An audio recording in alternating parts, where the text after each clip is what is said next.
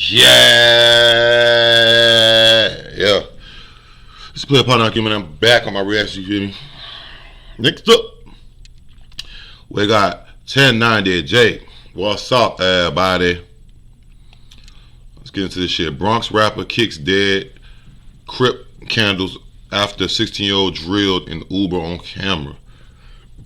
This shit sound messy. I'm gonna be honest. This shit sound fucking messy. Let's see.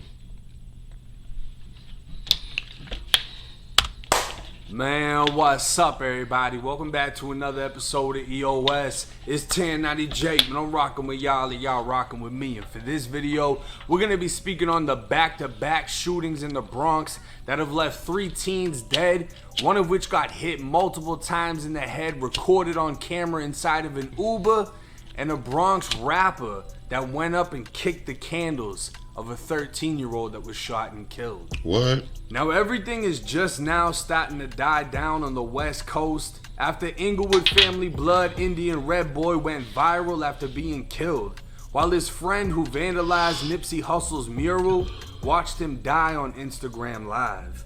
But on the East Coast, the streets of New York are flaming up after back-to-back hits leave multiple teens dead, and a new video emerged of a New York rapper destroying a 13-year-old Crip'S mural only days after he was shot to death.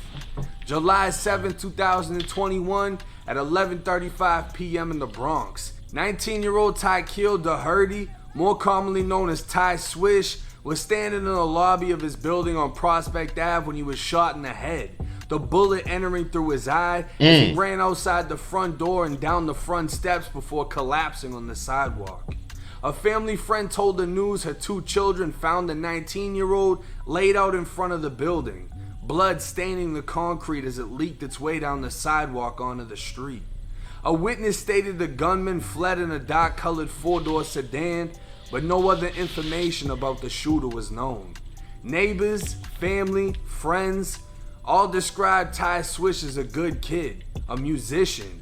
But Ty was pushing sex, money, murder, jacking anybody killer, and unfortunately got caught lacking. But this wasn't one-sided, and retaliation came quick.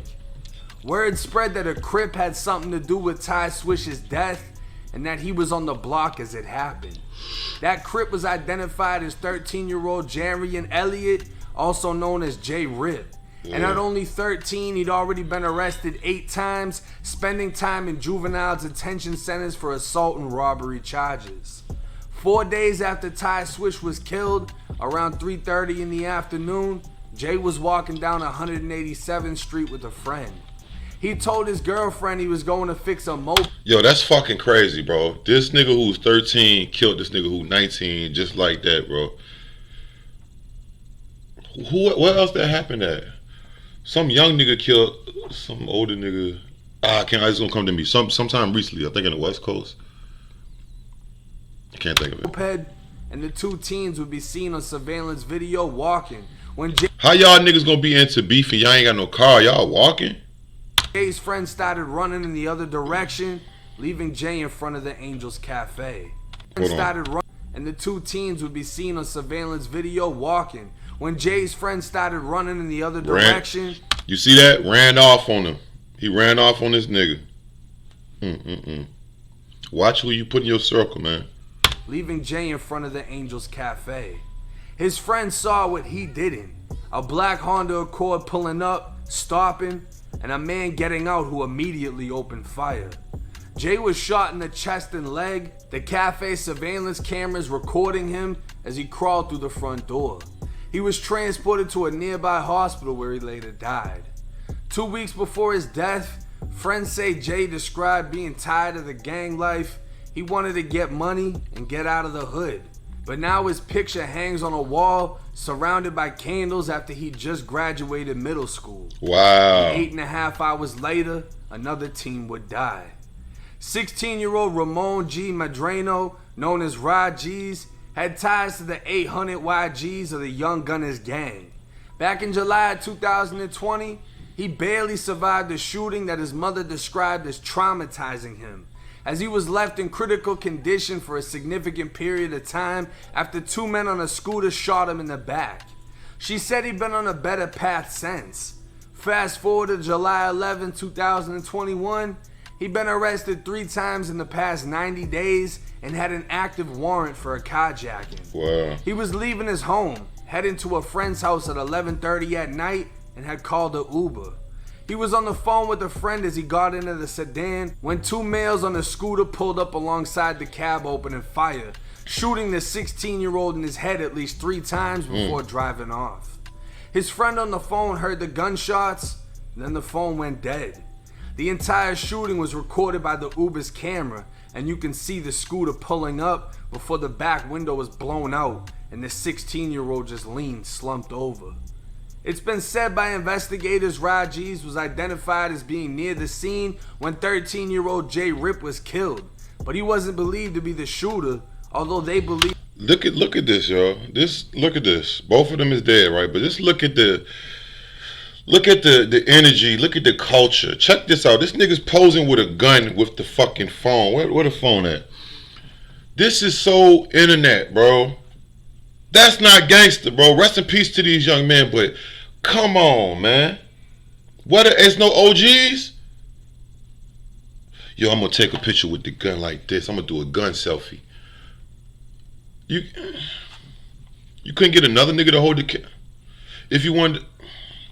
He was 13 though, so I'm not gonna be too critical. But where the fuck is the OGs around it? Like, where's the OGs in the neighborhoods at, bro? Y'all, this shit is weird, bro. This was revenge, as J. Rip's murder was also revenge.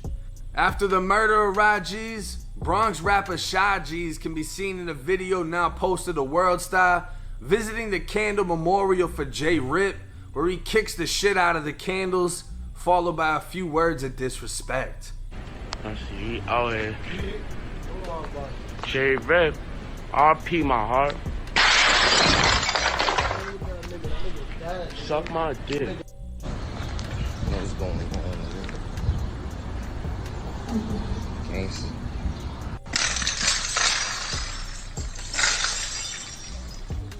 Suck my dick, nigga.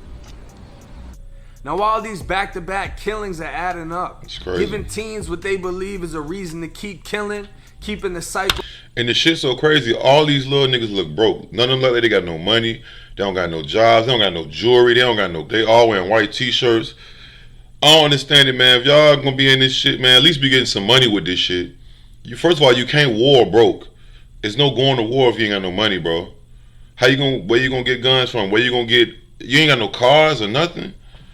Y'all niggas look broke, bro. I would be mad too if I was broke as y'all look. I know y'all niggas ain't got no girls. Cause I ain't got no money. Y'all might got like a little freak look. Come on, man. Y'all gotta get y'all priorities together, bro. You gonna gangbang but you broke? How you gonna beef? Where you gonna live at? Like, come on, man. Going, and after one of the highest levels of disrespect was posted to Instagram showing Shy G's kicking the candles laid for a dead 13-year-old, we can only expect more violence throughout the rest of summer 2021. Now all 3 of these murders are brutal. You know what I mean? I'm not gonna show the video of the kid in the Uber getting shot. I think I've seen that before. I didn't know who that was, but I think I've seen that one. But you can literally see the air blowing through the other side of his head. And this kid's 16 years old. Allegedly, investigators are saying he was at the scene when the 13-year-old was shot down, but he wasn't the shooter. And then the news is also saying that 13-year-old was on the scene when Ty Swish was shot in his face, dying on the sidewalk. These are kids killing kids. To be 13 years old and already fed up and tired of the gang life, it just shows you what type of lifestyle it is. And what prison did for me is it put me in one of the most violent places I've ever been in. And that day-to-day violence, brutality, seeing people get hit up, hitting people up, getting hit up myself. When I was released, it made me appreciate peace. Yo, I always say that, bro. Like, I always tell people who be tripping over the littlest things or who be into shit, who never been to prison, I be like, man, I either tell them or I be thinking in my head like, your ass need to go to prison because you don't even you ain't been to the dungeon yet. It ain't no guns, nigga. You either got hands or you got a knife, nigga. Like when you come through that, come from under that, bro, you got a new appreciation for just peace, bro. Not saying you a pussy or a pushover, but you can focus better because you like, man, you just want to have peace. You done been through the trenches. On top of the outside trenches, you've been through the inside trenches. Like, I always say that, bro. Now, some of the families, the 16-year-old's mother described moving to the Bronx for a better life. How? I don't think you should move to the Bronx for a better life because the Bronx, it's fucking nuts. Right. It's always been that way. It's a crazy ass part of New York. It's an ongoing cycle. Everybody want to gangbang. Everybody want to feel a part of something. And when you lose a friend, you want to make someone feel the same way that you do. And then to add on top of all of that, most of these kids want to be rappers, and all they're rapping about is killing each other. Right. Drill is what everybody wants to be spitting. Nobody just wants to be a lyricist anymore. Everybody wants to be a gangster, killer, rapper. And that's why 95% of these kids that are getting killed are known as rappers. Oh, man. Shout out 1090 Jake, man. Y'all go subscribe to bro, man. I agree with everything he said. I don't got nothing else to say. Stay woke.